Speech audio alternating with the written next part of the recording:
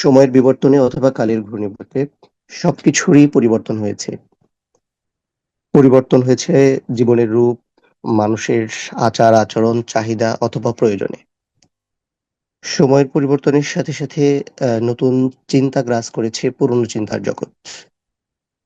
কালের এই চক্রে সবকিছুতে পরিবর্তনের ছোঁয়া লাগলেও প্রায় ১৪০০ বছর ধরে চিন্তা চেতনা এবং জ্ঞান বিকাশের অবিকৃত এবং পরিপূর্ণ ধারায় বিরাজ করছে আমাদের প্রিয় জীবন বিধান ইসলাম। কালের বিবর্তনে সময়ের প্রয়োজনে বিভিন্ন ইবাদতের বিভিন্ন ফরমেশন পরিবর্তিত হয়েছে। আমরা যদি কোরআন শেখার কথাই চেষ্টা করি, একটা সময় নোক্তা হারাকা ছাড়া মানুষ কোরআন পড়েছে, পরবর্তীতে নোক্তা হারাকা, পরবর্তীতে তাজবিদ তাহসিন করার জন্য বিভিন্ন প্রসিডিওর আবিষ্কার আমাদের কাজগুলোকে সহজ করে দিয়েছে। কিন্তু ১৪৫০ বছর আগে সলাহ যেভাবে আমাদের কাছে এসেছিল, ঠিক একইভাবে সলাহ আমাদের কাছে রয়ে গেছে। পরিবর্তন করার সুযোগ তো দূরের কথা, সলাতের মধ্যে বিন্দুমাত্র কোনো সংযোজন, বিয়োজন বা সংকোচন করা সম্ভব হয়নি। বিশেষ করে ইসলামের দ্বিতীয় স্তম্ভ সলাহ, যেটাকে ইমানের পরে সবচেয়ে গুরুত্বপূর্ণ রুকন বলা হয়। মহাগ্রন্থ আল কুরআনুল কারিমে আল্লাহ সুবহানাহু ওয়া তাআলা ৮২ বার সলাতের গুরুত্ব আরোপ করেছেন। রাসূল করিম সাল্লাল্লাহু আলাইহি ওয়াসাল্লাম দীপ্ত কণ্ঠে ঘোষণা করেছেন, আমাদের এবং কাফিরদের মধ্যে আল্লাহ সুবহানাহু ওয়া তাআলার যেই অঙ্গীকার আছে সেটার নাম হলো সলাহ। তিরমিজি শরীফের হাদিস। এরপরে রাসূল সাল্লাল্লাহু আলাইহি ওয়াসাল্লাম বলছেন যে, যে সলাহ ইচ্ছে করে ছেড়ে দিল সে কুফরি করলো। এমনকি জান্নাত অথবা জাহান্নামদের যে মধ্যে যেই মৌলিক পার্থক্য সেটি নির্ণয়কারী হচ্ছে সলাহ। সলাহ কাল কিয়ামতের ময়দানে বলে দিবে যে কে জান্নাতে যাবে আর কে জাহান্নামে যাবে। যখন জান্নাতীরা জান্নাতে আর জাহান্নামীরা জাহান্নামে প্রবেশ করবে, তখন জাহান্নামীদেরকে প্রশ্ন করা হবে, কিসে তোমাদেরকে জাহান্নামে নিক্ষেপ করা হলো? তার উত্তরে তারা একটা কথাই বলবে যে আমরা সলাহ কায়েম করতাম না। রাসূল করিম সাল্লাল্লাহু আলাইহি ওয়াসাল্লাম কিয়ামতের যে সকল নিদর্শন বিভিন্ন হাদিস গ্রন্থে বর্ণনা করেছেন, এর মধ্যে অন্যতম একটি হলো গণহারে সলাহ পরিত্যাগ করা। মুসান্নাফ ইবনে আবি শাইবার একটা হাদিসের মধ্যে বলা হচ্ছে যে রাসূল করিম সাল্লাল্লাহু আলাইহি ওয়াসাল্লাম বলছেন যে সর্বপ্রথম তোমরা দিনের যে বিষয়টি হারাবে সেটি হলো আমানতদারিতা। অর্থাৎ আল্লাহ সুবহানাহু ওয়া তাআলা ইসলামের জন্য যে গুরুত্বপূর্ণ বিষয়গুলো আমাদেরকে অভিহিত করেছেন, এই বিষয়গুলোর মধ্যে ইসলাম প্রিয় মানুষ, দিন প্রিয় মানুষ যারা নিজেদেরকে মুমিন মুসলমান হিসেবে দাবি করবে, তারা সর্বপ্রথম তাদের মধ্য থেকে আমানতদারিতা হারিয়ে ফেলবে। আমানতদারিতার অনেকগুলো স্ট্র্যাটেজিক পয়েন্ট আছে। সহজ কথা, প্রত্যেকেই তার দায়িত্বের জায়গাগুলোতে অবহেলা করা শুরু করবে। এটি হচ্ছে মুসলমানদের মধ্য থেকে হারিয়ে যাওয়া প্রথম জিনিস। এমনকি এটার আরেকটি গুরুত্বপূর্ণ অর্থ এটা হতে পারে, যেমন আজকে বিশ্বের অনেকগুলো দেশে মুসলমানরা নির্যাতিত, নিপীড়িত। এটার কারণ হলো অন্যান্য মুসলিম রাষ্ট্র স্বাভাবিকভাবেই তাদের যেই আমানতদারিতা ছিল তারা সেটা রক্ষা করতে ব্যর্থ হয়েছে। তাদের এই আমানতের খেয়ানতের কারণেই মুসলিম রাষ্ট্রগুলো আজকে নির্যাতন নিপীড়নের মধ্য দিয়ে এই সময়গুলো অতিবাহিত করছে। এরকম অনেক স্ট্র্যাটেজিক কিছু ইস্যুজ আছে। আর সর্বশেষ দিনের যে বিষয়টি তোমরা হারাবে সেটি হলো সলাহ। তার মানে এটি হারানোর পরে মুসলমানদের সামনে সত্যিকার অর্থেই আর কোনো কিছু অবশিষ্ট থাকবে না। গণহারে সলাহ পরিত্যাগ বিষয়টাকে আমরা আসলে কোন দৃষ্টিকোণ থেকে দেখি?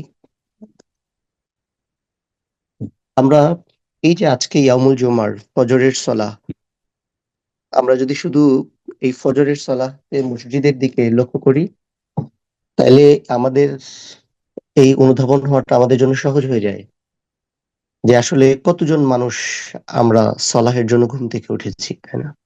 কতজন মানুষ আমরা একসাথে নামাজে দাঁড়াতে পেরেছি।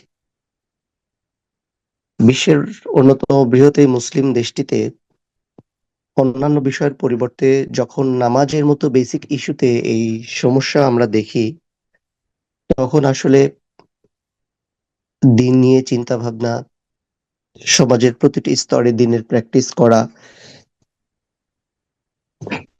আল্লাহর জমিনে আল্লাহর অনুশাসন প্রতিষ্ঠার চেষ্টা করা,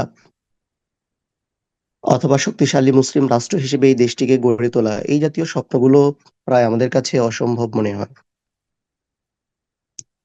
কালকে সূরা মাইদার তাফসীরের ক্লাসে একটা অংশে আমরা পড়ছিলাম যে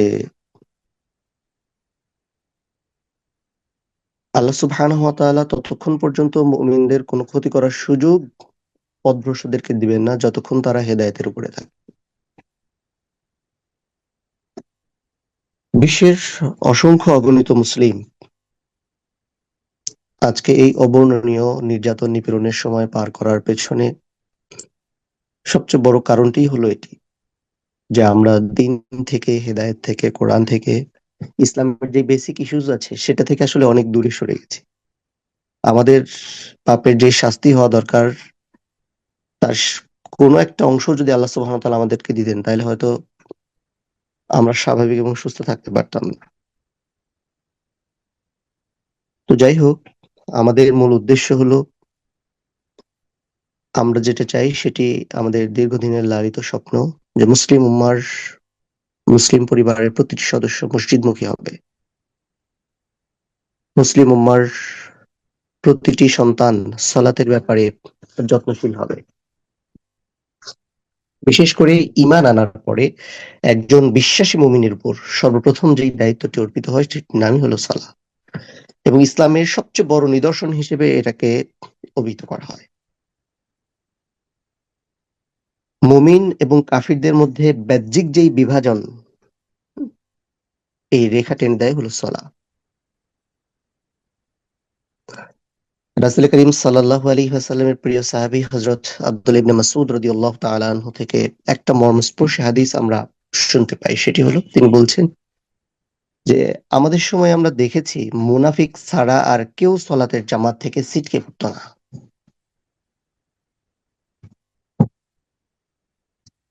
তাইলে মুসলিম হিসেবে দাবি করা আর ইয়াউমুল জুমার এই ফজরের সালাতে ঘুমিয়ে থাকা মানুষদেরকে অথবা মুসলমানদেরকে এই হাদিসের দৃষ্টিকোণ থেকে আমরা কিভাবে চিন্তা করব? আমাদের অনেক সালাফরা বলেছেন এই হাদিসটি পড়ার পরে, এই হাদিসটি জানার পরে আমাদের বুকটা ধড়ফড় করে ওঠে, বাকরুদ্ধ হয়ে যায়। আমরা মনে মনে ভাবি, আল্লাহ, আব্দুল ইবনে মাসউদ রাদিয়াল্লাহু আনহু যদি আমাদের বর্তমান অবস্থা দেখতেন তাহলে তিনি কি চিন্তা করতেন, কি মন্তব্য করতেন। আমরা আজকে কিভাবে আমাদের সলাগুলো নষ্ট করে ফেলেছি। আমাদের তরুণ সমাজ, আমাদের যুব সমাজ জন্মসূত্রে মুসলিম পরিচয় নিয়ে বেড়ে উঠলেও ইসলামের প্রথম নিদর্শন সলাতের প্রতি তারা কতই না উদাসীন। কোরআনুল কারিমে আল্লাহ সুবহানাহু ওয়া তাআলা সলাতের উদাসীনতার ব্যাপারে মন্তব্য সলাতে উদাসীনতার ব্যাপারে আল্লাহ সুবহানাহু ওয়া তাআলা কোরআনুল কারিমে কঠিন সতর্কবার্তা দিয়ে বলছেন যে ফাওয়াইলুল লিল মুসাল্লিন আল্লাযীনা হুম আন সালাতিহিম সাহুন। দুর্ভাগ্য সেই নামাজ আদায়কারী যারা নামাজ আদায়ের ব্যাপারে উদাসীন। সূরা মাউনের এই আয়াতগুলো আমাদের কাছে খুবই পরিচিত। তো এই আয়াতে নামাজ আদায়কারীদেরকে আল্লাহ সুবহানাহু ওয়া তাআলা তিরস্কৃত করেছেন এই ভাষায়। যারা নামাজ পড়ে না তাদের জন্য আসলে কি আছে? যারা সলাহ বিনষ্ট করে তাদেরকে ভর্ৎসনা করে আল্লাহ সুবহানাহু ওয়া তাআলা বলছেন ফাখালাফা মিন বা'দিহিম খালফুন আদাউস সালাত ওয়াত্তাবাউ শাহওয়াত ফাসাউফা ইয়ালকুনা। সূরা মারইয়ামের ৫৯ নম্বর আয়াতে আল্লাহ সুবহানাহু ওয়া তাআলা বলছেন যে তাদের পর তারা কারা? সাইয়েদনা ইব্রাহিম আলাইহিস সালাতু ওয়াস সালাম এবং ইয়াকুব আলাইহিস সালাতু ওয়াস সালামের বংশধরদের পর আল্লাহ সুবহানাহু ওয়া তাআলা বলছেন যে তাদের পরে বা'দিহিম খালফুন আদাউস সালাহ, একটা অপদার্থের দল এসেছিল, তারা সলাহকে বিনষ্ট করেছে। ওয়াত্তাবাউ শাহওয়াত, তারা কুপ্রবৃত্তির পেছনে, তাদের যেই শাহওয়াত আছে, তাদের যেই মনোবাসনা আছে, তাদের যে কামনা আছে, এগুলোর পিছনে দৌড়াইছে। ফাসাউফা ইয়ালকুনা গাইয়া, শীঘ্রই তারা তাদের কুকর্মের শাস্তি পেয়ে যাবে।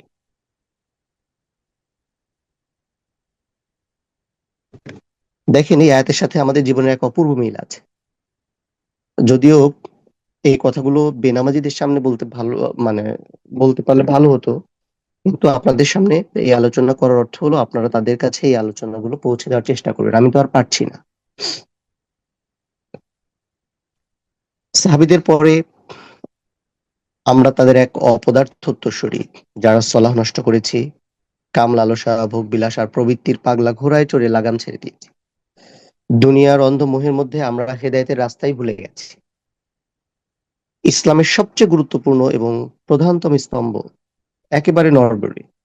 এগুলো দেখার পরেও আমরা ফুরফুর মেজাজে দিব্য এই রঙিন পৃথিবীর সুখের অনুভূতি উপভোগ করতে চেষ্টা করছি। আমাদের না আছে কোনো লালিত স্বপ্ন, না আছে কোনো অদম্য ইচ্ছা অথবা আকাঙ্ক্ষা। দুই চারজন যারাই চেষ্টা করছি, অথবা আপনারা যারা চেষ্টা করছেন, বস্তুতপক্ষে দিন শেষে সামাজিক অবক্ষয়গুলো আমাদের সেই ইচ্ছা আকাঙ্ক্ষাকে একদম মুহূর্তের মধ্যে কি কেড়ে নিচ্ছে। মানুষের ছোট ছোট ভালো উদ্যোগগুলো উম, আমাদের মতো দুর্বল মুসলমানদের কারণে বিনষ্ট হয়ে যাচ্ছে। নানান বাধা বিপত্তি, হ্যাঁ, ইভেন পরিবারেই আমরা যদি দেখি যে একজন দিনের জন্য কোন রকম কোনো কাজ করার চেষ্টা করলে ঠিক আরেকজন বাধা হয়ে দাঁড়ায়। আমাদের মতো দেশে এত সুন্দর পরিবেশের মধ্যে থেকেও আমরা যদি এই অবস্থার মধ্যে পড়ি, তাইলে যাদের সময় নাই, সুযোগ নাই, যাদের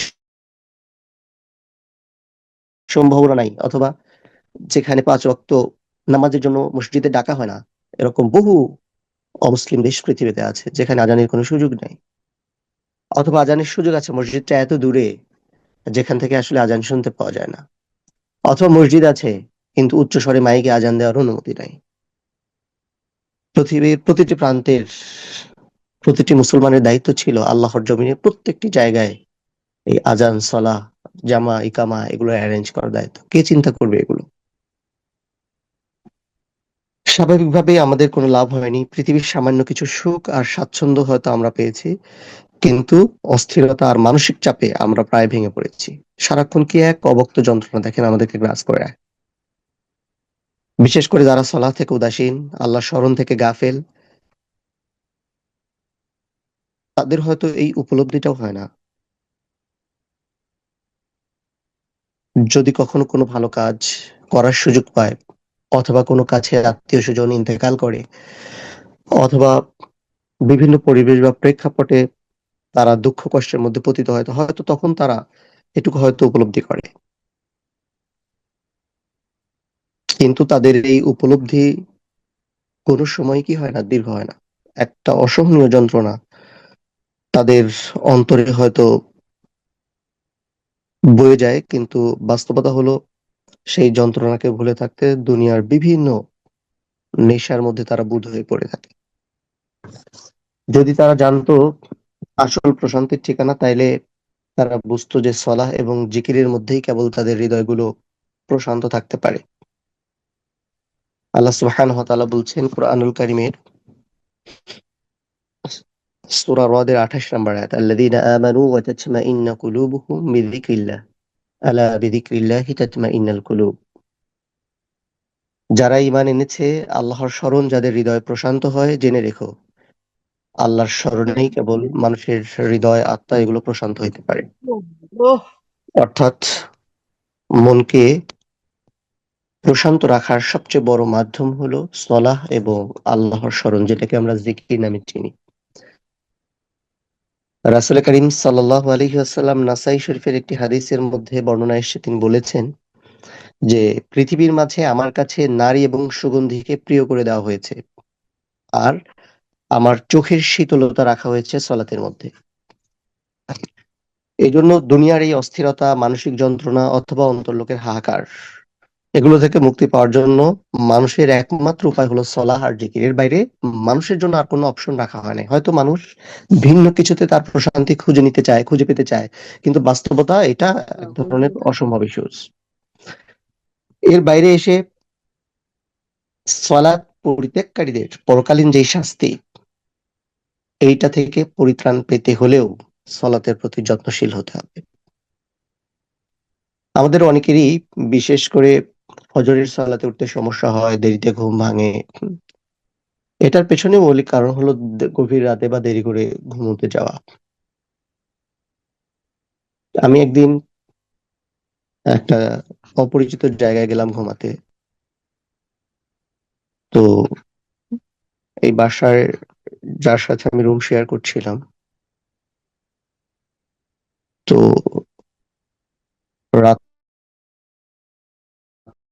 গভীর রাতে মোবাইলে অ্যালার্ম দেওয়া, এবং এটা এত কর্কশ ভাষার অ্যালার্ম যে কোনো মানুষের পক্ষে এই অ্যালার্ম শুনে ঘুমিয়ে থাকা সম্ভব না।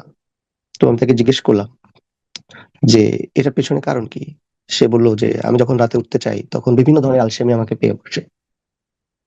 সো আমি এমন অ্যালার্ম দিচ্ছি যেন আমি চাইলেও ঘুমায় না থাকতে পারি, আর একবার উঠলে তখন তো আর সবকিছু সহজ হয়ে যায়।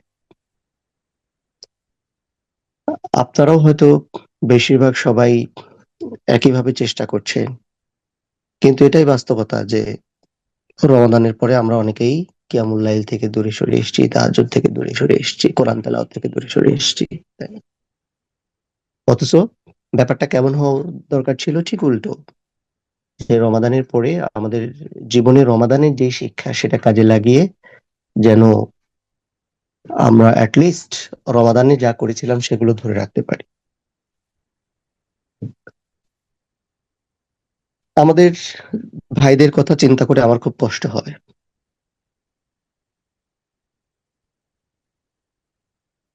দেখেন, চারদিকে সলাহ ত্যাগের যেই মহামারী, এটা থেকে জাতিকে কে সরিয়ে আনবে? কিন্তু আমি মাঝে মাঝে খুব আশান্বিত হই। কালকে ঢাকা বিশ্ববিদ্যালয়ে গিয়েছিলাম বিভিন্ন কাজে।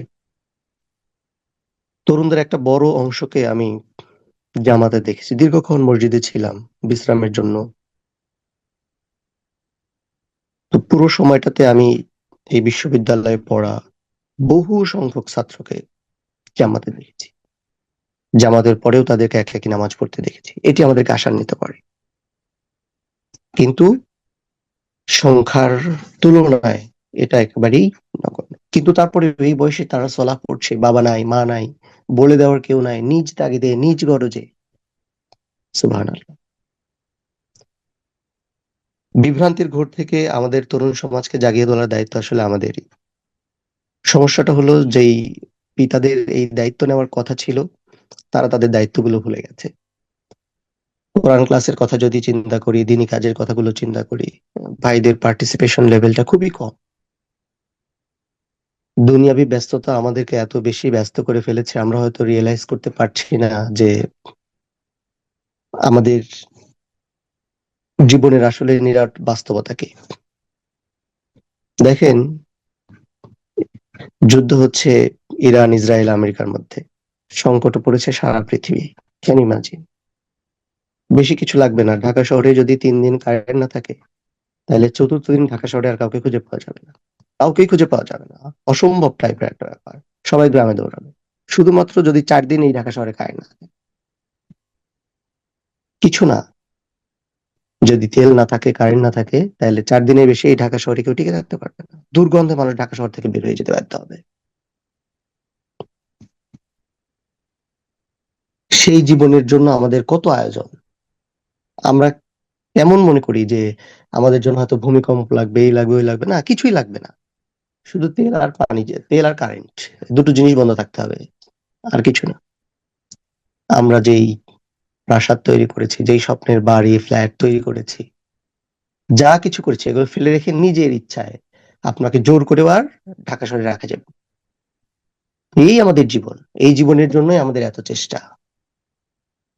এই জীবনের জন্যই সলাহ থেকে এত দূরে থাকা। এই জীবনের জন্যই এত কিছু করা। নিজের সাজানো সুন্দর ব্যবসা বাণিজ্য প্রতিষ্ঠান ফেলে রেখে মানুষ দৌড়ে পালাবে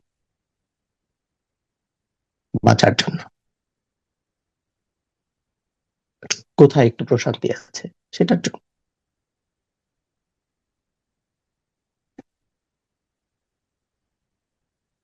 যুব সমাজের অবক্ষয় থেকে তরুণদেরকে তাদের এই সকালবেলার ঘুম থেকে টেনে তোলার দায়িত্ব আমার আপনার সবার।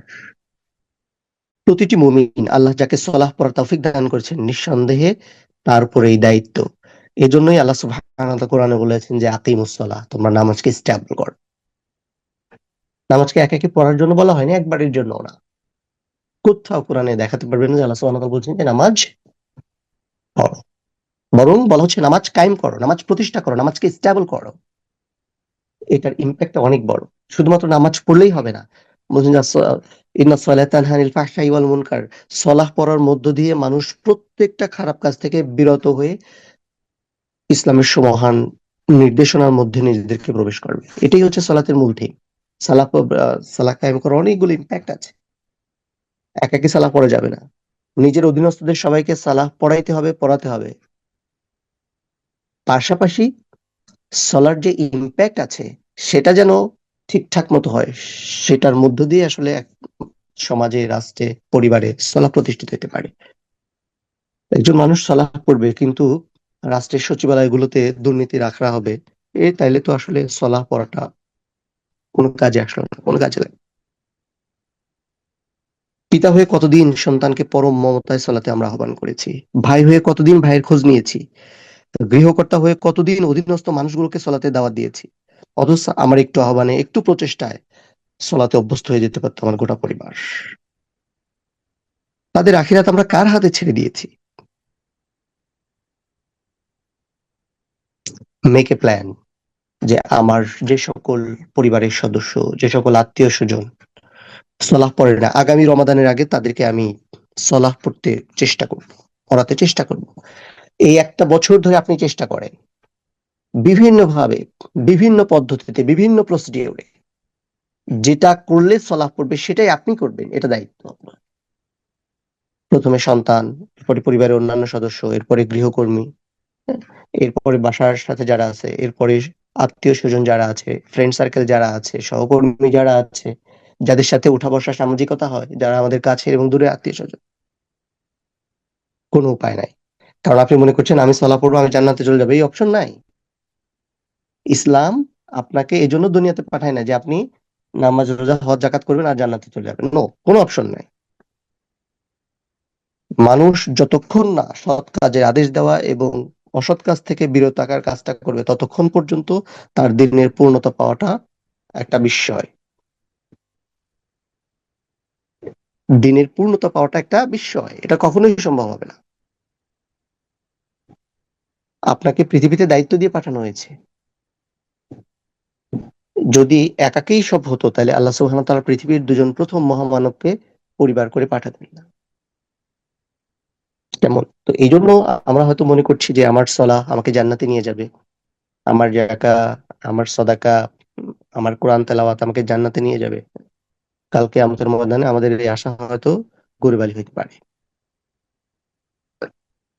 এই জন্য পুরো সমাজের এই বেদনাদায়ক চিত্র যদি আমরা দেখি তাহলে নিঃসন্দেহে এটি, বিশেষ করে উম্মার সন্তানদের এই বিপদগামিতা, এটা আমাদের দেখার পরে আমাদের গা শিউরে ওঠে।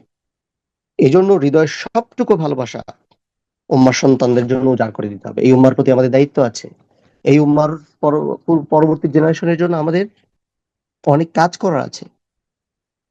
হৃদয়ের সবটুকু মমতা আর আবেগ, ভালোবাসা মিশিয়ে আমাদের সন্তানদেরকে ডাক দিতে হবে।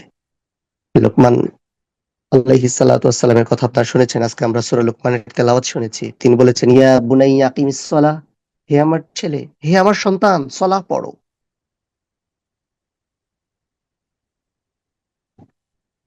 মুয়াজ্জিন আমাদেরকে প্রতিদিন কমপক্ষে 5 বার হাইয়া আলাস সালাহ,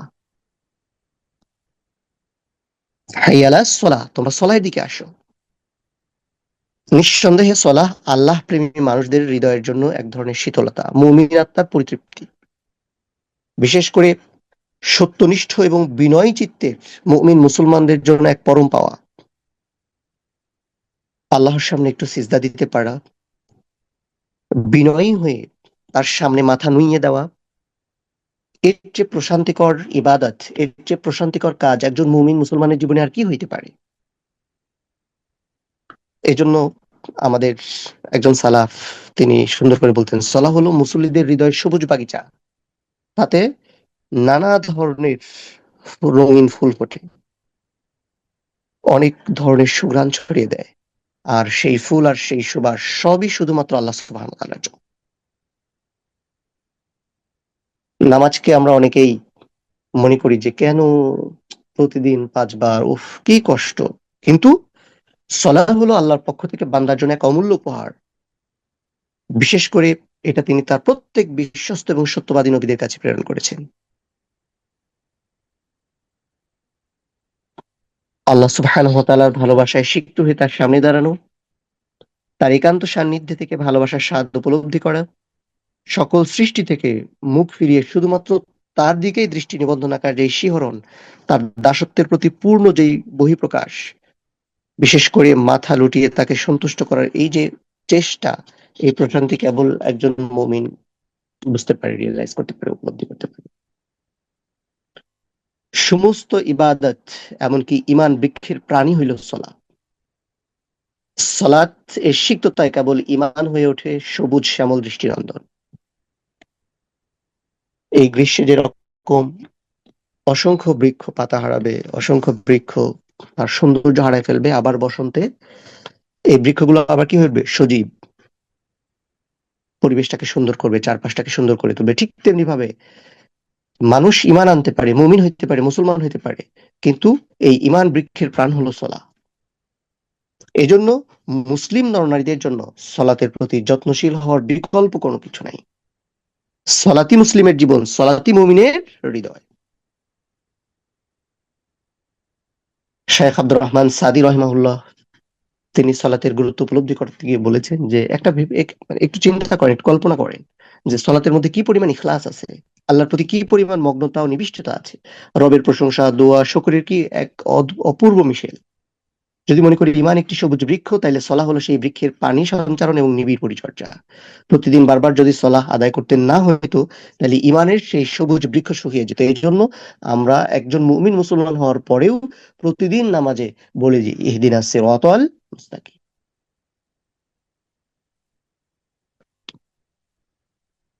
তাইলে এটা আমাদের জন্য কত কষ্টের যখন আমরা যুবকদেরকে সলাহ ছেড়ে দিতে দেখি। জুমার নামাজে দাঁড়ানোর পরেও কত মানুষকে আমরা দুনিয়াবি কাজে ব্যস্ত হতে দেখি। তো অলসতা আর অবহেলা, এর বাইরে দেখবেন যে সলাহ থেকে দূরে থাকার আর কোনো কারণ নাই। আর মানুষ হয়তো বলে যে আমরা অনেক ব্যস্ত, আমাদের সময় নাই, কিন্তু মানুষ সলাহ থেকে দূরে আছে এটার পেছনে দুটো কারণ। একটা হলো অলসতা, আর একটা হলো অবহেলা, উদাসীনতা। এই যে উদাসীনতা প্রত্যেকটা মুসলমানকে, প্রত্যেকটি মুমিন হৃদয়কে একদম ধ্বংস করে ধ্বংসের অতল কিনারায় নিয়ে চলে গেছে। মানুষ কোরআন শিখতে আসে না কেন, এই যে ফজরের সলাহ পরে ক্লাসে নাই কেন, কোনো কারণ নাই, একটাই কারণ, উদাসীনতা, আলসেমি। উম্মাহ ধ্বংসের সবচেয়ে বড় কারণ হলো গাফলাত। সব জানে, সব বুঝে, ইভেন এই ক্লাসে এমন অনেকেই আছেন যারা আমার চেয়ে দিনের ব্যাপারে অনেক বেশি জানেন। এদেশের মানুষ মুসলিম হিসেবে আমরা বেড়ে উঠেছি, মুসলিম পরিবারে জন্মগ্রহণ করেছি, ইসলামের বেসিক ইস্যুগুলো সবাই আমাদের জানা। তাহলে ইসলাম থেকে দূরে থাকার মূল কারণ কি? আলসেমি, উদাসীনতা, অলসতা, আর কোনো কারণ নেই। কত মানুষ দেখেন যে আবহাওয়া একটু ভালো, ঘুমোচ্ছে, বিভোরে ঘুমাচ্ছে।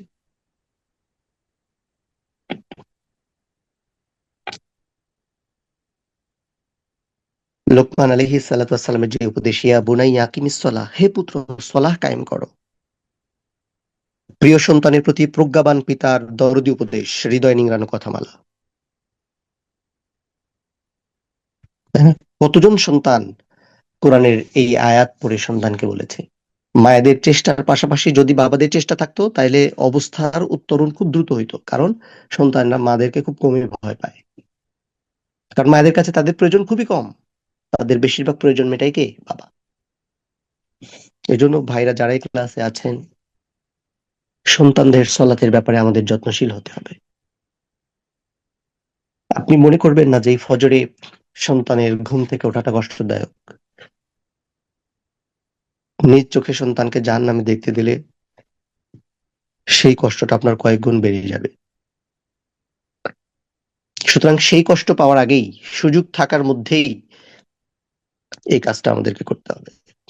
আপনার হয়তো মনে হচ্ছে যে আপনার সন্তান প্রাপ্তবয়স্ক হতে এখন অনেক দেরি। কেউ কেউ হয়তো ভাবছেন বড় হইলে ঠিক হয়ে যাবে, বড় হইলে সলা হয়ে যাবে। এই যে উদাসীনতা, এই যে আপনার দুর্বলতা, এটাই তো আসলে তার জীবন নষ্টের, কোরআন থেকে, ইসলাম থেকে তাকে সরিয়ে দেওয়ার যথেষ্ট উপকরণ, বড় উপকরণ। ছোট অবস্থাতেই সন্তানের জন্য সঠিক পরিকল্পনা এবং কর্মপন্থা নির্ধারণের উপযুক্ত সময়। হয়তো আপনার মনে হতে পারে সন্তানের বয়স 6 বছর 7 বছর, কিন্তু না, এখন থেকে আসলে তাকে সলা প্র্যাকটিস করতে, সলা শিখাতে হবে। পাশাপাশি বিশেষ করে মায়েদের এটা গুরুত্বপূর্ণ দায়িত্ব যে আপনি যখনই সলাতে দাঁড়ান আপনার বাচ্চাদেরকে সাথে নিয়ে দাঁড়ান। আপনার একটু দেরি হোক, আপনার একটু সময় লাগুক, অথবা সলাত আপনি 10 মিনিট ধরে পড়তেন, প্রয়োজনে সন্তানকে রেডি করতে 5 মিনিট চলে গেল, 5 মিনিটে পড়েন, কিন্তু সন্তানকে নিয়ে সলা পড়েন। সে কিছু জানে না, কিন্তু সলাতে আপনার সাথে উঠা বসা করুক। তার জন্য একটি সুন্দর জায়নামাজ কিনে দেন, পাশাপাশি তাকে দাঁড়ানোর সুযোগ করে দেন। সে এটা দেখে বড় হোক যে আমার বাবা সলাৎ পড়ে, আমার মা সলাৎ পড়ে, সুতরাং আমাকেও সলাৎ পড়তে হবে। বাসার পরিবেশটাই যেন এমন হয় যাতে সে বুঝে যায় যে আমার সলাৎ পড়তে হবে, এটা আমার জন্য অন্যান্য স্বাভাবিক কাজের মতোই একটা কাজ, এটা আমার জন্য স্পেশাল কিছু না, এটার জন্য আমার বাবাকে আমাকে বকাঝকা করতে হবে না। যদি একজন সন্তানকে, একজন শিশুকে আপনি এই অভ্যাসটা তৈরি করতে দিতে পারেন, তাহলে সে যতদিন বেঁচে থাকবে ততদিন সলাৎ তার নিত্য সঙ্গী হবে। আর এই চেষ্টাটা খুব ছোটবেলা থেকে করতে হবে।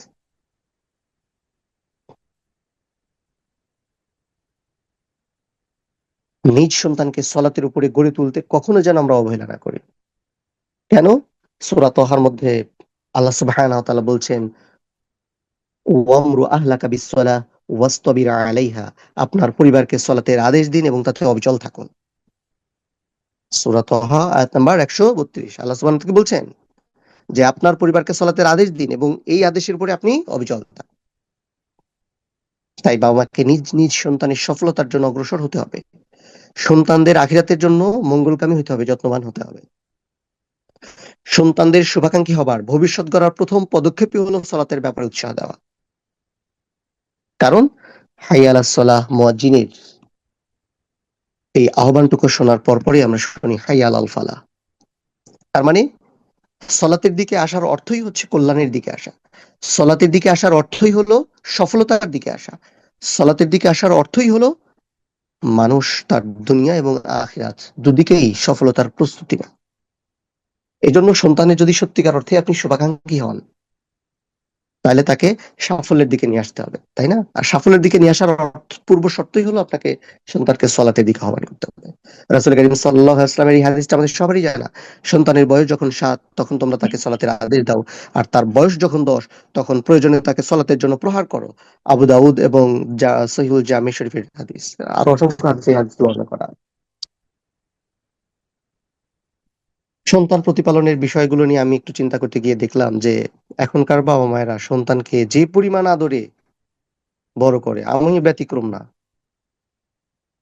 কিন্তু আসলে দেখেন 2-4 জেনারেশন আগে অথবা আপনি কিভাবে বড় হয়েছেন, আপনার কতটুকু ইম্পর্টেন্সি আপনার মায়ের কাছে বাবার কাছে আপনার ছিল, কি এমন হলো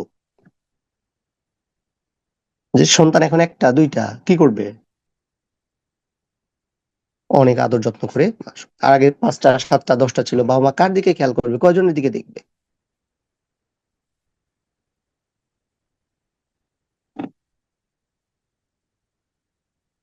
কালকে তাফসীর ক্লাসে বলছি, কথাটা ইম্পর্টেন্ট জন্য আজকে আবার বলি। দেখেন যে মৃত্যুর পর সব বন্ধ, সব সব সব সব মানে সব কিছুই থাকবে না, ইল্লা বিসালাস, 3টা জিনিস ছাড়া: সাদকা জারিয়া, ইলমুন ইয়ানতাফিউ বিহি, ওয়ালাদান সলিহান ইয়াদউ লাহু।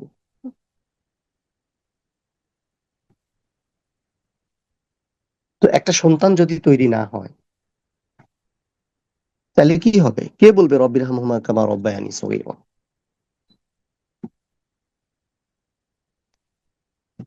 সন্তানকে যদি দিনের মৌলিক শিক্ষা না দেওয়া যায়, তাদেরকে যদি উপযুক্তভাবে গড়ে তোলা না যায়, তাদেরকে দিন শেখানোর ব্যাপারে যদি অবহেলা থাকে, তাইলে জেনে রাখুন তাদের সাথে আপনি বড় অন্যায় করছেন। আপনি মনে করছেন হয়তো সন্তানের ক্যারিয়ারের জন্য এটা একটা বাধা, বাস্তবতা কি আসলে এটাই? বাস্তবতা হলো ঢাকা মেডিকেলে গিয়ে দেখবেন যে কমপক্ষে প্রত্যেকটা ব্যাচে 20 জন স্টুডেন্ট আছে যারা মাদ্রাসা পড়ে। কমপক্ষে প্রত্যেক ব্যাচে 20 জন স্টুডেন্ট আছে যারা মাদ্রাসা থেকে এসে, ঢাকা মেডিকেল, অন্য মেডিকেলের কথা বাদ। ঢাকা বিশ্ববিদ্যালয় সহ বিভিন্ন বিশ্ববিদ্যালয়গুলো ছাত্র নেতৃবৃন্দের দিকে তাকান, দেখবেন যে এদের বড় একটা অংশ মাদ্রাসার। এই যে তাদের নেতৃত্বের যে গুণাবলী কোত্থেকে আসছে? কারণ তাদের কাছে সাধারণ শিক্ষার পাশাপাশি তাদের কাছে দ্বীনি জ্ঞান আছে। এটা তাদেরকে নেতৃত্বের আসনে নিয়ে এসছে। ঢাকা বিশ্ববিদ্যালয় থেকে শুরু করে সব জায়গায় নেতৃত্বের মোর দেন 50% মাদ্রাসা ব্যাকগ্রাউন্ড স্টুডেন্ট। একটু সুযোগ পাইলেই তারা তাদের সুপ্ত প্রতিভাকে কাজে লাগাবে, কারণ দুনিয়াবী যোগ্যতার সাথে সাথে তাদের আলাদা একটা যোগ্যতা আছে যেটা সাধারণ শিক্ষার্থীদের নাই, বা থাকলে সেটা খুবই কম। তাইলে আপনার ইন্তেকালের পরে রব্বির হামহুমা কামা রব্বায়ানি সগীরা বলার মতো একজন মানুষ দরকার কিনা, এই অনুধাবন করতে হবে কিনা।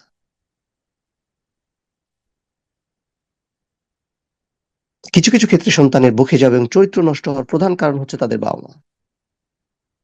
মন যা চায় ঠিক তাই দিয়ে দেওয়া, টাকার উপর যেরকম লেখা থাকে, চাহিদা মাত্র দিতে বাধ্য থাকে। সন্তানের ক্ষেত্রে আমাদের ব্যাপারগুলো আস্তে আস্তে এরকম হয়ে যাচ্ছে কিনা।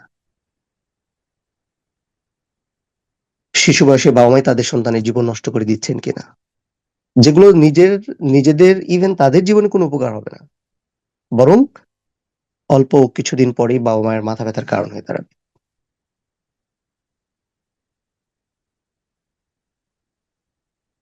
এক ব্যক্তি তার প্রাপ্তবয়স্ক সন্তানকে তিরস্কার করে রাগের মাথায় বলছে যে, তুমি আমার অবাধ্য হয়ে গেলে, তুমি আমার কথা শোনো না কেন? সন্তান জবাব দিচ্ছে এভাবে, বাবা, আমার শৈশবে তুমি আমার সাথে অবাধ্যের মতো আচরণ করেছো, তাই বড় হয়ে আমি তোমার অবাধ্য হয়ে গেছি।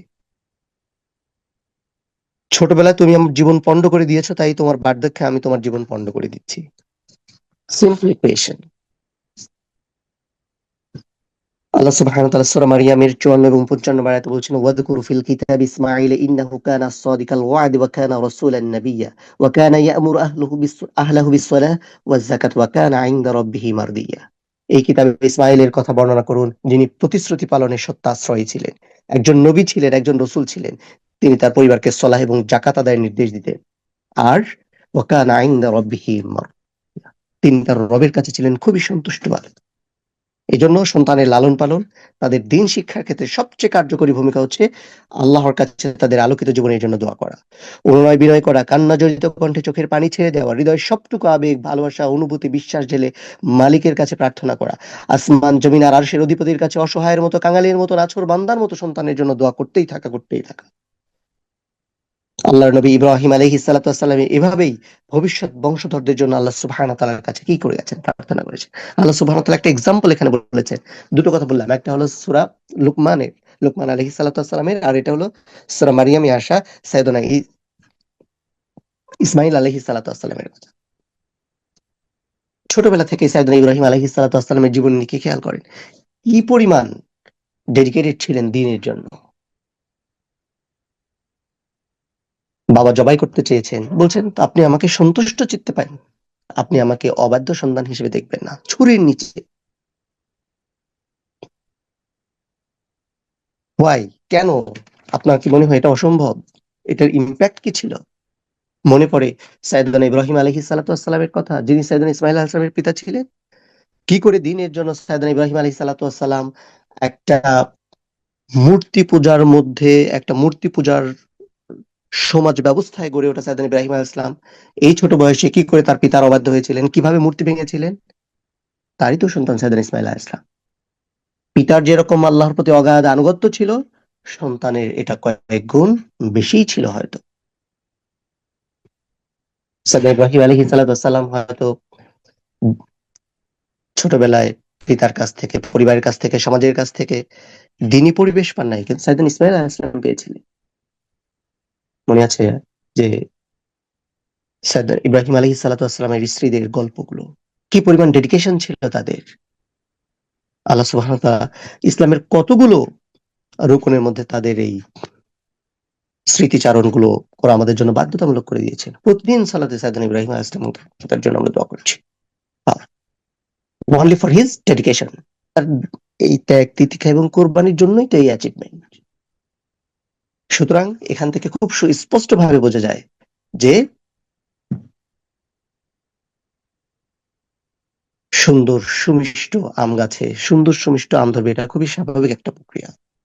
বড়ই গাছে কখনো আম ধরার সম্ভাবনা নাই, অথবা তেঁতুল গাছে লিচু ধরার সম্ভাবনা নাই। সুতরাং সন্তানদেরকে দায়ী করার আগে নিজেদেরকে দায়ী করাটা আমাদের জন্য খুবই গুরুত্বপূর্ণ হয়ে দাঁড়িয়েছে।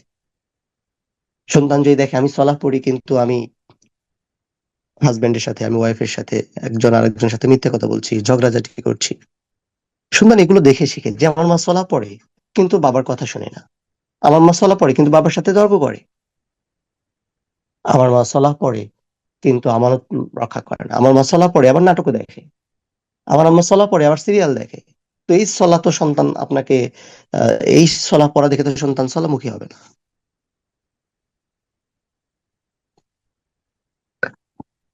আল্লাহ নবী ইব্রাহিম আলাইহিস সালাতু ওয়াস সালাম তার বংশধরদের জন্য দোয়া করে গেছেন। সূরা ইব্রাহিমের 40 নম্বর আয়াতে আল্লাহ সুবহানাহু ওয়া তাআলা বলেন, রব্বি জাআলনি মুকিমাস সালাতি ওয়া মিন যুররিয়্যাতি রব্বানা ওয়া তাকাব্বাল দুআ। হে আমার রব, আমাকে সালাত কায়েমকারী বানায় দেন। তিনি কি বলছেন? রব্বি জাআলনি মুকিমাস সালাহ। কিন্তু বলতে পারতেন আল্লাহ আমাকে সালাত আদায়কারীদের অন্তর্ভুক্ত করেন। নো,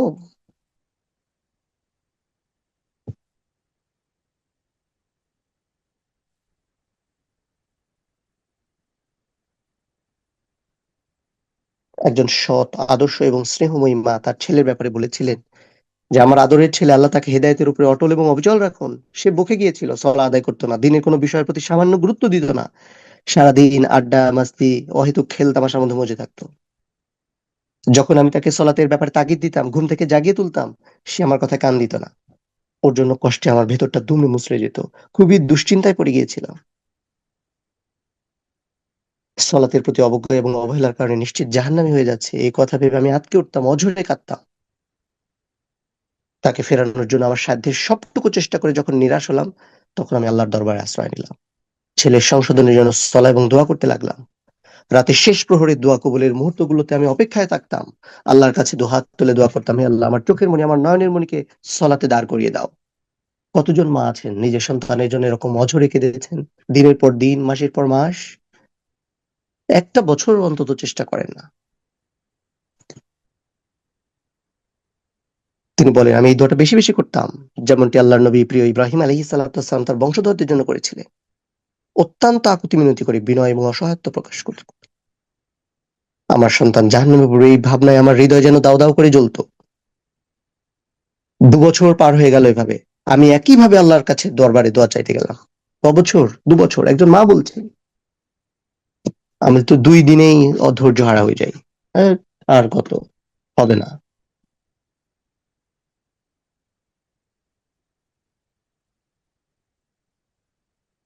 আল্লাহর প্রতি এই ভদ্রমহিলা বলেন যে আমি আল্লাহর দরবারে দোয়া চালিয়ে গেলাম, আমার হৃদয়ের দুঃখ বেদনা সব আল্লাহকে জানাতাম। অবশেষে আমার জীবনে সেই দিন এলো যেদিন ছেলেকে সলাতে দাঁড়াতে দেখে চক্ষু আর হৃদয় শীতল হয়ে গেল। শুধু কি তাই, আমার সন্তান এখন রীতিমতো সলাতের নিষ্ঠাবান প্রচারকারী, সে মানুষকে সলাতের দিকে আহ্বান করে। ওয়াই? কোন মানুষ যদি রিয়েলাইজেশন সহ সলাতে প্রত্যাবর্তন করে, নিঃসন্দেহে তার সলাহ আমাদের সলাতের চেয়ে কয়েক গুণ দামি হবে, কোনো সন্দেহ সংশয় নাই। কারণ যে বুঝে শুনে ফিরে আসে তার ফিরে আসাটা, আর আমরা স্বাভাবিকভাবে যারা সলা আদায় করি তাদের আন্তরিকতার মধ্যে যোজন যোজন ব্যবধান থাকবে। সুতরাং যারা সালাহ পড়ে না তাদের প্রতি তিরস্কৃত হওয়ার দরকার নেই, কারণ ও যদি ফিরে আসে তাহলে এমন ভাবে ফিরে আসবে যে আমার আপনার সালাহকে সে অতিক্রম করে ফেলবে।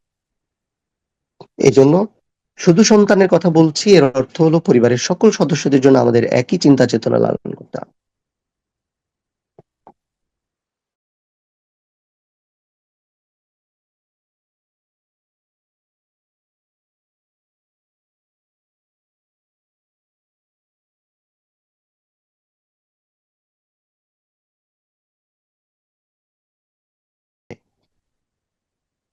আমরা যদি এই দুনিয়ার দিকে লক্ষ্য করি কি দেখি, যে দুনিয়া শান্ত, তাই না? ধীরস্থির, কি প্রশান্ত। কিন্তু বাস্তবতা হলো এই যে যে সকল নভোচারী নাসার সম্প্রতি যারা চাঁদে গেছে, তাদের কাছে জিজ্ঞেস করলে বোঝা যাবে যে এই দুনিয়া কেমন শান্ত সুবোধ শিষ্ট দেখাচ্ছে, অথচ সে চলমান। দুনিয়া আসলে কি? দাঙ্গাবাজ, বিপদ আপদ কষ্ট ক্লেশ পরীক্ষার ঘর, দুঃখ দুর্দশা দুর্ভাগ্য আর বঞ্চনার ঠিকানা। আল্লাহ সুবহানাহু ওয়া তাআলা বলছেন লাকাদ খালাকনাল ইনসানা ফি কাবাদ। নিশ্চয় আমি মানুষকে সৃষ্টি করছি কষ্ট আর ক্লেশের মধ্য দিয়ে। আল্লাহ বলছেন যে ফি কাবার। কারণ কি? কারণ হলো মানুষ কষ্ট করে জীবনযাপন করে।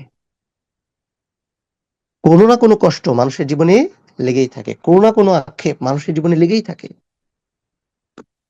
দেখেন, মাতৃগর্ভ থেকে একজন সন্তান পৃথিবীতে আসার সাথে সাথে তাকে ভোগ করতে হয় নারী কাটার যন্ত্রণা দিয়ে। এরপর তাকে কাপড় পরানো হয়, জামার ফিতার মধ্যে বেঁধে দেওয়া হয়। শিশু মন তখন সংকীর্ণতা আর অস্বস্তির কষ্ট অনুভব করে।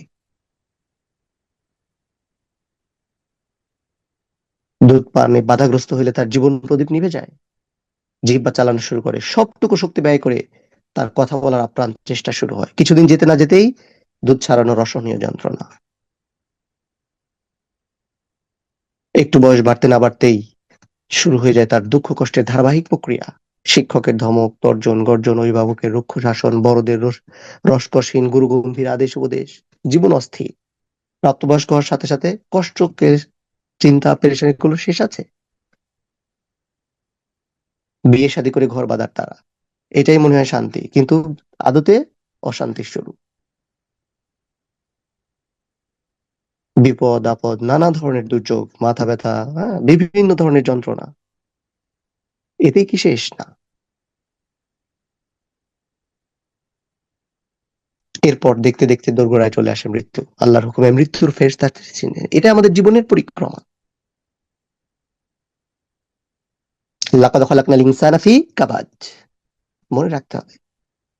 সূরা বালাদের মধ্যে আল্লাহ সুবহানাহু ওয়া তাআলা এটা আমাদেরকে স্মরণ করিয়ে দিচ্ছেন যে মানুষের হাতে যদি সবকিছুর ক্ষমতা থাকতো, তাহলে তখন সে কখনো এত কষ্ট ভোগ করতো না। কিসের ইঙ্গিত বহন করে? নিশ্চয় এই সবকিছু প্রমাণ করে এক মহান সত্তা যিনি সব পরিচালনা করছেন, এবং এই ধারাবাহিকতার মধ্য দিয়ে সবার পরিণাম তিনি নির্ধারণ করে রেখেছেন। বিভিন্ন ধরনের দুশ্চিন্তা আর সারাদিনের কষ্ট ক্লেশ, এগুলো হচ্ছে দুনিয়ার এক জ্বলন্ত অগ্নিকুণ্ড। আমরা বুঝতে পারছি না, আমরা অনুধাবন করতে পারছি না। জাস্ট উপলব্ধির বিষয়। উপলব্ধি করলেই দেখবেন যে মৃত্যু কতটা সহজ, মৃত্যু কতটা কাছে। এবং এটার সাথে সাথেই আমার আপনার জীবনের এক সলিল সমাধি। কত মানুষকে, কত কাছ থেকে আমরা মৃত্যু, কত মানুষ এর মৃত্যু সংবাদ আমরা প্রতিনিয়ত শুনছি। রাজনৈতিক কারণে, পৈতৃক সম্পত্তির কারণে, গ্রামে গ্রামে ঝগড়ার কারণে, বংশগত দ্বন্দ্বের কারণে, দুর্ঘটনায়, হ্যাঁ, বিভিন্ন রোগে শোকে প্রতিদিন হাসপাতালে কত মানুষের মৃত্যুর খবর আমাদের। কিন্তু এটা আমাদের বিবেকে কি করে না, জাগ্রত করে না। কারণ আমাদের একটা মাইন্ডসেট আছে কি, শয়তান বলে দিয়েছে তুই তো আর 90 বছর বাঁচবি, 80 বছর বাঁচবি, এখনই কি ডো, মানে এনজয় ইউর লাইফ। এই যে লাগামহীন ঘোড়া সে ছেড়ে দিয়ে রেখেছে, এর পেছনে আমরা চলছি। কিন্তু বাস্তবতা হচ্ছে যে আমি যে এখন কথা বলছি, আমি হয়তো বাসায় নাও পৌঁছতে পারি। এটাই তো সত্য। গত রমাদান থেকে আজ পর্যন্ত কত মানুষ আমাদেরকে ছেড়ে চলে গেছে। তাইলে কি করতে হবে? মনে রাখতে হবে যে মানুষের জীবনের ব্যস্ততা আছে, কত শত আয়োজন আছে, সারাদিন শত ব্যস্ততার ছোটাছুটির মধ্যে আমাদের কোনো বিরাম নাই। ছাত্রদের পড়াশোনা, নিজেকে গড়ে তোলা, কাজের খোঁজ, কাজ পেলে কর্মস্থলে ঝাঁপিয়ে পড়া, কর্মস্থলে যাওয়া আসার যাকে কোলাহল, মানুষের সাথে ক্রয় বিক্রয়, দরদাম, দাবি দাওয়ার ক্লান্তি, হাজারো ব্যস্ততা। কিন্তু এই সকল অস্বস্তি আর বিরক্তিকর পরিবেশ থেকে সম্পূর্ণ মুক্ত হয়ে নিবিষ্ট চিত্তে যখন মানুষ সলাতে দাঁড়িয়ে যায়, তখন কেবল তার আত্মা কি হবে? প্রশান্ত হবে, পরিতৃপ্তিতে তার হৃদয় ভরে উঠবে। মানুষের রবের নিকট সাহায্য প্রার্থনা করে মানুষ কেবল তার এই অস্থিরতা আর এই অসহায়তা থেকে বের হয়ে আসতে পারে। কিন্তু আমাদের কজনের উপলব্ধি আছে যে সত্যিকার অর্থেই সলাত আমার হৃদয়কে প্রশান্ত করতে পারে? কতজন এই চিন্তা, এই মন মানসিকতা নিয়ে আমরা সালাত আদায় করি? নামাজ আদায় করে না, এই সংখ্যাটা কত হইতে পারে? 90 ভাগ, 10 ভাগ মানুষ নামাজ পড়ে? খুবই কম। এই 10 ভাগ মানুষের মধ্যে কত ভাগ মানুষ আল্লাহ সুবহানাহু ওয়া তাআলার সাথে দিদারের চিন্তা ভাবনা নিয়ে চলা পড়ে? কতজন মানুষ তার হৃদয়কে প্রশান্ত করার জন্য সলাহ পড়ে? হ্যাঁ, মানুষের শক্তি নিয়ে যদি আমরা চিন্তা করি তাহলে খুবই সামান্য। কারণ আল্লাহ সুবহানাহু ওয়া তাআলা আমাদেরকে দয়ীফ, দুর্বল করে সৃষ্টি করেছেন। আমরা বিরতিহীনভাবে কাজও করতে পারি না। কাজ আর ব্যস্ততার মধ্যে আমাদের কি দরকার হয়? শারীরিক, আর্থিক, মানসিক বিশ্রামের দরকার হয়। ঠিক তেমনিভাবে আমাদের অন্তরের যে অবারিত চিন্তা, নানান প্রত্যাশা, নানান পরিকল্পনা, এগুলোর ভিড়ে অন্তরের কি আসলে একটু প্রশান্তি দরকার হয় না? তার কি আসলে রেস্ট দরকার হয় না? শুধু কি শরীরেরই রেস্ট দরকার হয় না? তাইলে অন্তরের প্রশান্তি কোথায় আছে? নামাজ আর জিকির।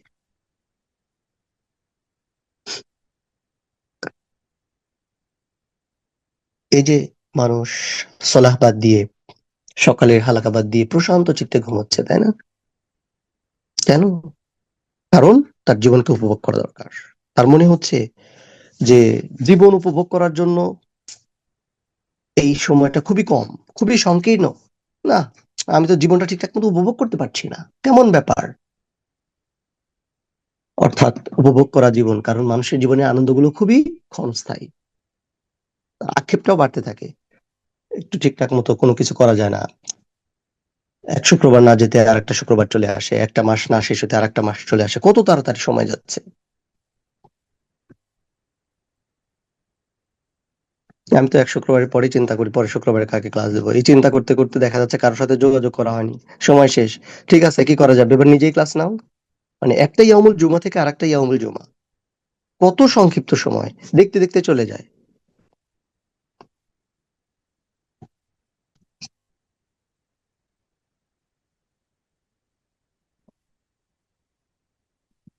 সলাতের সাথে মুমিনের সম্পর্ক কি?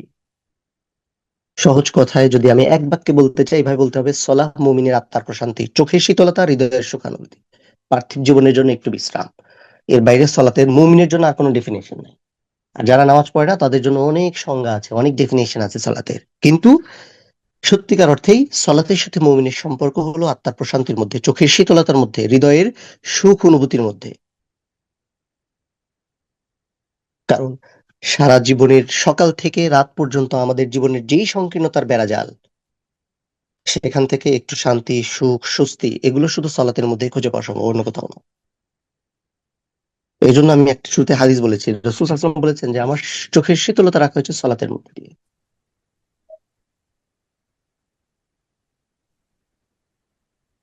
আল্লাহ সুবহানাহু ওয়া তাআলা সূরা নাহলের 53 নম্বর আয়াতের মধ্যে বলছেন যে ওয়ামা বিকুম মিন নি'মাতিন ফামিনাল্লাহ সুম্মা ইযা মাসসাকুমুদ দুররু ফাইলাইহি। তোমাদের নিকট যে সকল নিয়ামত রয়েছে সেগুলো সব আল্লাহর পক্ষ থেকে। আবার যখন দুঃখ দৈন্যদশা তোমাদেরকে স্পর্শ করে তখন তোমরা তাকেই ব্যাকুলভাবে ডাকো। তাইলে বিপদ আসলে আমরা কোথায় যাই? আল্লাহর কাছে। কেন? কারণ তার কাছে কি আছে? বিপদ মুক্তির উপলক্ষ আছে। নদীর মাঝখান, হ্যাঁ?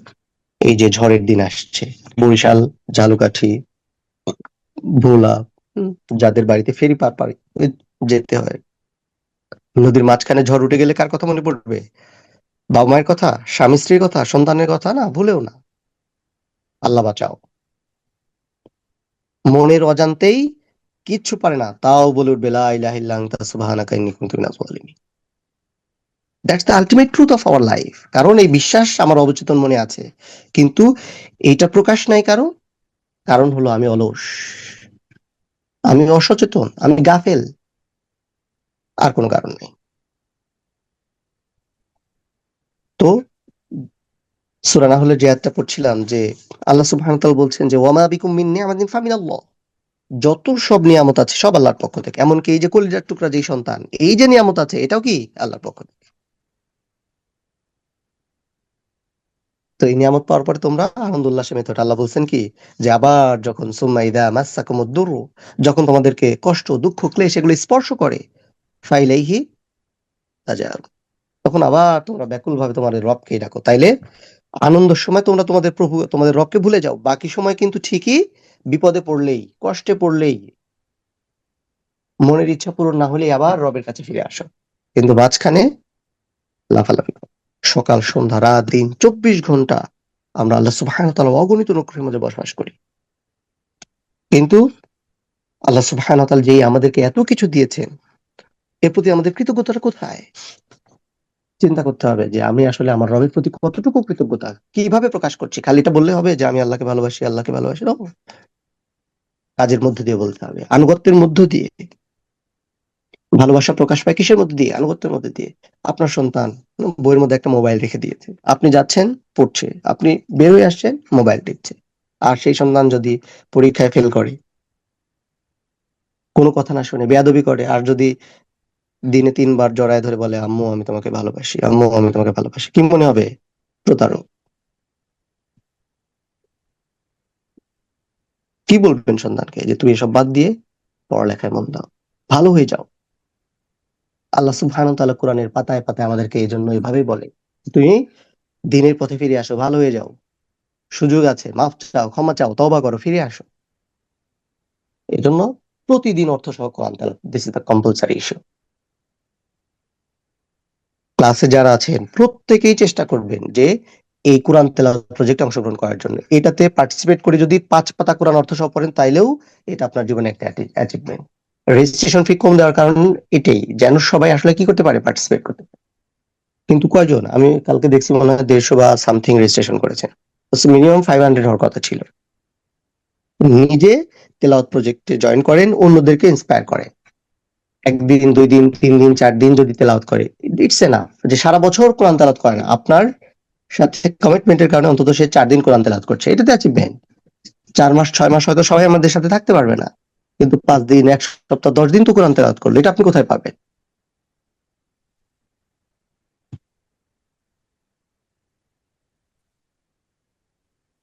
দেখেন, একটা ছোট গল্প বলি। এক লোক, যাকে আল্লাহ সুবহানাহু ওয়া তাআলা অকল্পনীয় দৈহিক শক্তি দিয়েছিলেন, শক্ত মাংসপেশি, সুঠাম দেহ, প্রতিনিয়ত সে মুয়াজ্জিনের আজান শুনতো, প্রতিনিয়ত, কিন্তু কখনো মসজিদে যেত না। সালাত সিয়ামের প্রতি তার কোনো ভ্রুক্ষেপ ছিল না, কিন্তু গান বাজনা বিনোদন যে কোনো আয়োজন শুনলেই সে সবার আগে সেখানে হাজির হইতো। তার একমাত্র ধ্যান জ্ঞান ছিল কি করে অঢেল পরিমাণ ধন সম্পদ অর্জন করা যায়, কি করে সম্পদের পাহাড় গড়ে তোলা যায়। উপার্জনের পদ্ধতি হালাল হোক নাকি হারাম, কিছু তার যায় আসে না। তার শুধু সম্পদ চাই, আর প্রাচুর্য চাই, আর সাথে বিনোদন। তার পেশা ছিল কুলিগিরি। সে বাজারে পণ্য সামগ্রী নিয়ে যেত। একদিনের ঘটনা, সে কিছু পণ্য মাথায় করে একটা দোকানে ঢুকছিল, ঠিক তখনই পাশের এক দেয়াল ভেঙে তার মাথার পিঠের উপর পড়ে। তার দেহের হাড় ভেঙে যায়, মাংস থেতলে গেল, চিরদিনের জন্য পঙ্গু হয়ে গেল, হাঁটা চলার কোনো উপায় থাকলো না। লোকটি বেঁচে থেকেও যেন মৃতর মতো জীবনযাপন করতে লাগলো। ইভেন প্রাকৃতিক কাজগুলো সে স্বাভাবিক প্রক্রিয়া করতে পারলো না। এই শোচনীয় অবস্থায় যখন সে বিছানায় পড়ে থাকতো, তখন একবার তাকে দেখতে আসা এক অতিথি জিজ্ঞেস করলো, তোমার মনে কি ইচ্ছে আছে এখন? সে উত্তর দিয়েছিল, আমার শুধু ইচ্ছে হয় আমি যদি আল্লাহর কাছে আমার মাথাটা নোয়াইতে পারতাম। আমি সেজদা করতে পারি না, আমি রুকু করতে পারিনি। কত মানুষকে আল্লাহ সুবহানাহু ওয়া তাআলা এই নিয়ামত থেকে দূরে রেখেছেন। পাশেই সুন্দর মসজিদ, পরিপাটি মসজিদ, গাড়ি হাঁকিয়ে চলে যাচ্ছে। সে দেখছে যে আমার সহকর্মীরা, আমার প্রতিবেশীরা নামাজে যাচ্ছে, কিন্তু সে নামাজের ব্যাপারে কি উদাসীন। একই অফিস, 2 জন নামাজ পড়ছে, বাকিদের নামাজের খোঁজ নাই। সে দেখছে তার সহকর্মীরা সালাহ আদায় করছে কাজ বাদ রেখে, কিন্তু সে বিভোর ব্যস্ত। তো যেটা বলছিলাম, কিছু সময়ের জন্য আপনি নিজেকে এই জায়গায়, এই লোকটার জায়গায় কল্পনা করেন যে আল্লাহ সুবহানাহু ওয়া তাআলা আমাকে আপনাকে এই যে নিয়ামত দিয়েছেন, শারীরিক সুস্থতা দিয়েছেন, সুস্থ রেখেছেন, আমরা নামাজ পড়ছি না, আল্লাহ শুকরিয়া আদায় করছি না। যদি আমাদের জীবনে এরকম হয়ে যায়, কি হবে? লাইন শাকারতুম লাযিদান্নাকুম ওয়া লাইন কাফারতুম ইন্না আযাবি লাশাদীদ। তোমরা কৃতজ্ঞ হও, আমি তোমাদের নিয়ামত বাড়ায় দেব। আর যদি অকৃতজ্ঞ হও, তাহলে মনে রেখো যে ইন্না আযাবি লাশাদীদ, আমার শাস্তি অত্যন্ত কঠোর। অকৃতজ্ঞ মানুষের দুটো শাস্তি, একটা হলো আল্লাহ সুবহানাহু ওয়া তাআলা যে নিয়ামত দিয়েছেন এটা তুলে নিয়ে যায়, আর পরলৌকিক জীবনের কঠোর শাস্তি তো আছে। এই জন্য নিয়ামতের মাঝে ডুবে থেকে নিয়ামত দাতাকে ভুলে না যাওয়াটা সবচেয়ে কল্যাণকর।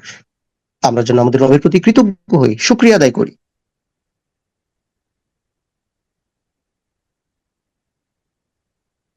জ্ঞানী গুণীরা বলেন যে আল্লাহর অনুগ্রহ পাওয়ার পরে যদি কোনো মানুষ কৃতজ্ঞতা প্রকাশ করে, আল্লাহ তার বাড়ায় দেন। আর যদি নিয়ামত পেয়েও যদি আমরা অকৃতজ্ঞতা জানাই, তাহলে সেই নিয়ামতকে আল্লাহ সুবহানাহু ওয়া তাআলা স্থায়ী করে দেন, বরং এটা জীবন থেকে কি হয়, হারায় যায়। শুকরিয়া আদায় করার পুরস্কার হিসেবে আল্লাহ সুবহানাহু ওয়া তাআলা অসংখ্য নিয়ামত দিয়ে বান্দার জীবনকে পরিপূর্ণ করে দেন। এর মধ্যে সবচেয়ে উত্তম পুরস্কার হইল সিরাতুল মুস্তাকিমের পথে অবিচল থাকা। আপনারা হয়তো এটাকে মনে করেন যে এটা দায়িত্ব, কর্তব্য, ৫ ওয়াক্ত নামাজ, কোরআন তেলাওয়াত, দান, সদাকা, জিকির, আজকার, হজ, যাকাত, কত কিছু। কিন্তু এই যে এগুলো হচ্ছে আল্লাহ সুবহানাহু ওয়া তাআলার কাছে কৃতজ্ঞতা প্রকাশের মাধ্যম। আল্লাহ অর্থ দিয়েছেন, আমি যাকাত আদায় করেছি, সদাকা করেছি। এটা একটা শুকরিয়া। নো, রমাদান মাসে এটা বারবার বলতে চেষ্টা করেছি। দেখেন, আপনি মনে করছেন যে আপনি সদাকা করছেন, নো, এই জন্য আপনি নো থিঙ্ক দ্যাট যে আল্লাহ সুবহানাহু ওয়া তাআলা আপনাকে সদাকা করার ক্যাপাবিলিটি দিয়েছেন। থিঙ্ক দ্যাট আল্লাহ সুবহানাহু ওয়া তাআলা আপনাকে যাকাত দেওয়ার ক্যাপাবিলিটি দিয়েছেন। ব্যাপারটা যদি ঠিক উল্টো হইতো, আপনার যদি যাকাত নেওয়ার ক্যাপাবিলিটি হইতো, আপনার যদি সদাকা নেওয়ার ক্যাপাবিলিটি হইতো, ব্যাপারটা কেমন হইতো? যেহেতু আল্লাহ সুবহানাহু ওয়া তাআলা আপনাকে সামর্থ্য দিয়েছেন, যেহেতু আল্লাহ সুবহানাহু ওয়া তাআলা আপনাকে সক্ষমতা দিয়েছেন, যেহেতু আল্লাহ সুবহানাহু ওয়া তাআলা আপনাকে ধনীদের অন্তর্ভুক্ত করেছেন, সম্পদশালী করেছেন, সুতরাং এইটা আল্লাহ সুবহানাহু ওয়া তাআলার পক্ষ থেকে অবারিত নিয়ামত। সুতরাং এই নিয়ামতের শুকরিয়া আদায় করার জন্য আপনাকে এই কাজগুলো নিদারুণ ভাবে করতে হবে, উৎসাহের সাথে, উদ্দীপনার সাথে, আগ্রহের সাথে করতে হবে। পরিস্থিতি যদি উল্টে যায়, উল্টে যাইতে কতক্ষণ? একজন ব্যবসায়ী রাস্তায় নামতে ১ ঘন্টা ২ ঘন্টার ব্যাপার। একটা জাহাজ ডুবি, একটা ইম্পোর্টের বিমান ধ্বংস হয়ে যাওয়া। কিছুদিন আগে আমরা দেখলাম যে আমাদের এয়ারপোর্টে ইম্পোর্ট করা কত মানুষের কোটি কোটি টাকার সম্পদ কি হয়ে গেছে, মরতেই চায়। So, কি হইতে পারে না আমার আপনার জীবনে? একটা দুর্ঘটনা সারা জীবনের সব অ্যাচিভমেন্ট কি হতে পারে, শূন্য হতে পারে। কিন্তু তারপরেও আমাদের কি হয় না, হুঁশ ফিরে না। তারপরেও আমাদের উপলব্ধি হয় না, কারণ শয়তান আমাদেরকে একটা মাইন্ডসেট করে দিয়েছে, ওইটার পিছনেই দৌড়াচ্ছে সবাই। কিছু করতে হবে দেশ, সমাজ, জাতির জন্য। মানুষকে দিনের পথে রাখতে হবে, মানুষকে অন্যায় থেকে দূরে রাখতে হবে। আল্লাহর জমিন, আল্লাহর পৃথিবী, সেখানে মানুষ শয়তানের প্ররোচনায় কি না করছে। কেমন হবে আপনার ঘরে বসে, আপনার বেডরুমে বসে যদি আপনার আত্মীয় স্বজন এহেন কর্মকাণ্ড করে যা আপনাকে অপমানিত করে, লাঞ্ছিত করে, কি মনে হবে তার ব্যাপারে, কি সিদ্ধান্ত নেবেন তার ব্যাপারে? অথচ আল্লাহর দেওয়া জমিন, আল্লাহর দেওয়া দেহ, আল্লাহর দেওয়া চোখ, আল্লাহর দেওয়া হাত, আল্লাহর দেওয়া বাড়িঘর, মানুষ কত শখ করে বলে যে আমার বাড়ি। আজকে মরেন না, কালকে বাড়ির মালিক দেখবেন ৬ জন। আজকে ইন্তেকাল করার সাথে সাথে বাড়ির মালিক ৬ জন। দ্যাটস ওয়াই আল্লাহ সুবহানাহু ওয়া তাআলা বলেন, লিল্লাহি মা ফিস সামাওয়াতি ওয়া মা ফিল আরদ। আরে মানুষ, তোমার তো কিচ্ছু নাই, দুনিয়ায় যা আছে সব আমার। সব যে আমার, এটার একটা বড় প্রমাণ হইলো এই যে তেল। এক হরমুজ প্রণালী বন্ধ, দুনিয়া অর্ধেক অচল। এত বিজ্ঞানের উৎকর্ষতা, প্রকৃতির এই তেল ছাড়া সবই কি অচল। এখান থেকে আমাদের জন্য কি আছে, শেখার আছে, বোঝার আছে, উপলব্ধি করার আছে। সো আলোচনা করলে আরো ২-৩ ঘন্টা চলে যাবে, আমরা অনেক সময় নিয়ে ফেলেছি। দিন শেষে শুধু একটা কথাই সবার কাছে বলতে চাই যে হৃদয় যখন পাপ সাগরে নিমজ্জিত, জীবন যখন থমকে দাঁড়ায় হতাশার বালুচরে, অথবা ক্লান্তি এসে ভিড় করে মনের আঙিনায়, ঠিক তখন মুয়াজ্জিনের এক তিলতে বিনীত আহ্বান, হাইয়া আলাস সালাহ, হাইয়া আলাল ফালাহ। এটা যেন আমাদের আত্মাকে কাঁপিয়ে দেয়, ভেতর থেকে যেন বলতে চায়, এসো কল্যাণের পথে, এসো সুন্দর আগামীর পথে। প্রতিদিনকার একাগ্র সলাহ যেন শুকিয়ে যেতে শুরু করে হৃদয়ের সব ক্ষত। চোখের সামনে চিরচেনা পৃথিবী উন্মোচিত এক নতুন রূপে। স্রষ্টার প্রতি আশা ভরসা যেন আমাদের বেড়ে যায় এই সলাতের মধ্যে দিয়ে। শূন্যতার জীর্ণ অনুভূতি যেন ঢেকে যায় সবুজ কোমল ঘাসে। কষ্টের নীলাভ জলরাশি যেন বাষ্প হয়ে উড়ে যায় ওই দুই আকাশে। এরকম একটি সলাত, এরকম একটা প্রশান্তিময় নামাজ আদায় করাই হোক আমার আপনার জীবনের চূড়ান্ত লক্ষ্য। শুধু নিজে নয়, পরিবারের প্রত্যেক সদস্যের সাথে এরকম প্রশান্তিময় বেশ কিছু সময় আল্লাহ সুবহানাহু ওয়া তাআলা যেন আমাদেরকে অতিবাহিত করার তৌফিক দান করেন। আমাদের সন্তানগুলোকে যেন আল্লাহ সুবহানাহু ওয়া তাআলা চক্ষু শীতলকারী সন্তান হিসেবে বানায় দেন। আমাদের পরিবারের সদস্যরা যেন আমাদের জন্য চক্ষু শীতলকারী এই সলাহ সত্যিকার অর্থেই আমাদেরকে এরকম একটি প্রাণবন্ত জীবন উপহার দিতে পারে। সলাহের বাইরে গিয়ে কোনো মানুষ যদি এক প্রশান্তিময় জীবন অতিবাহিত করার চিন্তা করে, তাইলে সে ঘুমে ঘুমে স্বপ্ন নয়, বরং জেগে জেগে স্বপ্ন দেখার এক বিস্তর কল্পনায় বিভোর হয়ে আছে। আল্লাহ সুবহানাহু ওয়া তাআলা আমাদের এই সত্য বোঝার, উপলব্ধি করার তৌফিক দান করুন। সলাতের প্রতি আমাদেরকে আল্লাহ সুবহানাহু ওয়া তাআলা আরো বেশি সিনসিয়ার, সচেতন করে দিন। আমাদের পরিবারের সদস্যদেরকে সলাতের প্রতি আল্লাহ সুবহানাহু ওয়া তাআলা মনোযোগী করে দিন। সলাতের প্রতি আমাদের দায়িত্বশীল আচরণ আমাদের মৃত্যু পরবর্তী জীবনের জন্য অনেক বেশি কামিয়াব হওয়ার লক্ষ্য তৈরি করে দেবে ইনশাআল্লাহ। আসুন সবাই নির্দিষ্ট সময়ে নির্ধারিত সময়ে সলাহ আদায় করতে চেষ্টা করি। পাশাপাশি বেনামাজিদেরকে নামাজি বানানোর এই মিশন নিয়ে আমরা আমাদের এই নতুন বছর অতিবাহিত করতে চেষ্টা করি।